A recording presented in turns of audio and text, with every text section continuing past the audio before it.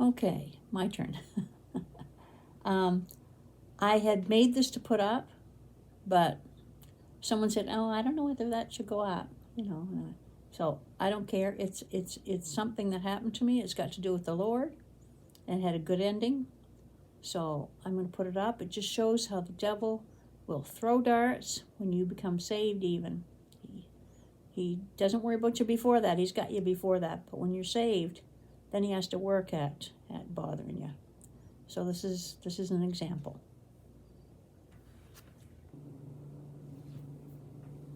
Okay, so what happens next in your journey? Next to do with God was I'd gotten saved on Thursday. I was going to go to church on Sunday. So this is 1979, so I didn't have much money. I remember putting like $1.50 in the car for gas, and scooted off to church. And I was going to be late. She told me where it was. It was about 10 miles away or 6 miles away or something like that. And so I was, going the speed limit down the road without wasting as much time as possible. And this is in Maine? This is in Maine. Okay. And Bering. And I went to turn a corner. I turned the corner down on the road to the church. And a car went to pass me. And the next thing I know, they were... no, I was passing them on a passing lane. And they turned over into me, but I didn't know it at the time. They turned over into me. And I pulled off on the side of the road. And I went to exchange, insurance or stuff. I'd never had anything like that happen to me before. And so I was just young. I was in my 20s. And anyway, they said, "Oh, don't worry about it." He said, "I've got your name, and you just..."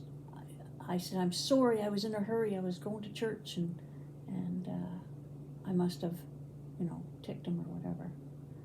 And I got to church and went in, and I was telling my friend about it.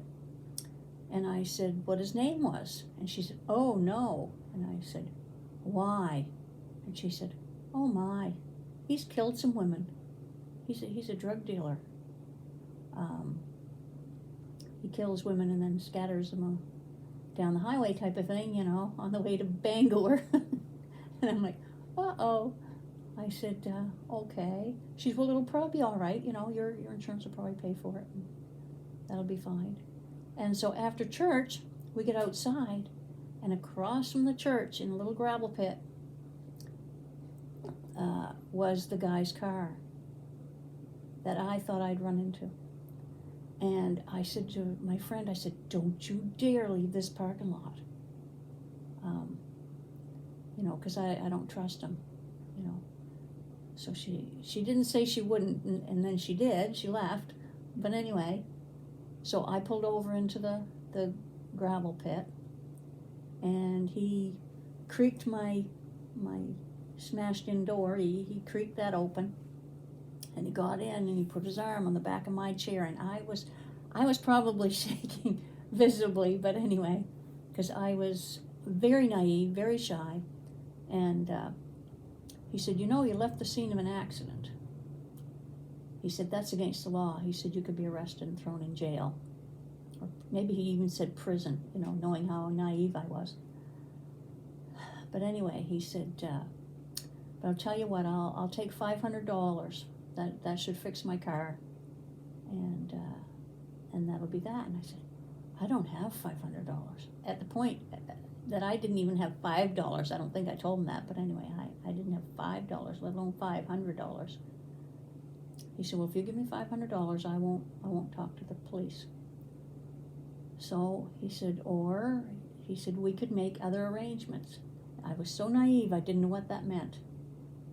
And then all of a sudden it struck me, because he put his arm more around my chair, and I went, "No, I'll have the $500. And so he got out of the car. He said, "Well, I'll get in touch with you." I told him where I lived, of course, and because he had my address, But anyway, so he got out of the car and drove off, and I drove off, and I went straight to my friend's house. and her husband, her brother was the sheriff. And so she said, you go straight to the police station and tell them what happened. So I did. I went straight to the police station and said what happened. And then I went home, and I felt like I needed to not get him mad at me. So I drove around looking for his car to warn him that the police were going to talk to him about me, to not get money out of me. And so I drove around town, and when I went back home, I didn't find him. I went back home, and as I was just getting out of the car, Mom yelled out and said, phone for you, it's the police. And it was the police, and he said, I found him at the gas station. He said, and I told him if anything happens to you, I'll be looking for him. And so it just so happened that was Sunday. Monday, I was going to get my top teeth capped in Bangor, which is a 3-hour drive. And so I drove down there. I didn't even iron the second pant leg of my pants. I was so scared of him coming to my house that I just got changed, or threw them in the car, and drove down and stayed with a friend of mine down there who was at seminary. She was becoming a minister. And anyway, I stayed with her, and I remember getting at the seminary and jumping inside the door and going, does this door lock? And she said, yes. And I said, well, lock it. As if he'd travel 3 hours behind me and know that I was going there or whatever. But anyway, so I had my teeth capped and my life threatened and salvation all in 1 week. All within, 72 hours type of thing. It was quite the week. Wow, one extreme to the other. Yeah.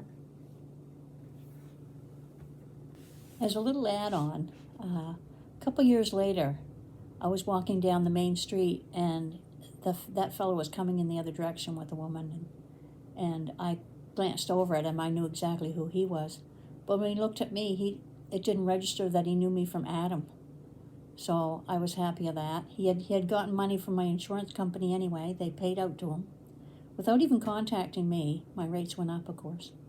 But anyway, I was just as glad it was worth it to get rid of him for the rest of my life. So it had a happy ending, and salvation, of course, was the happiest ending. But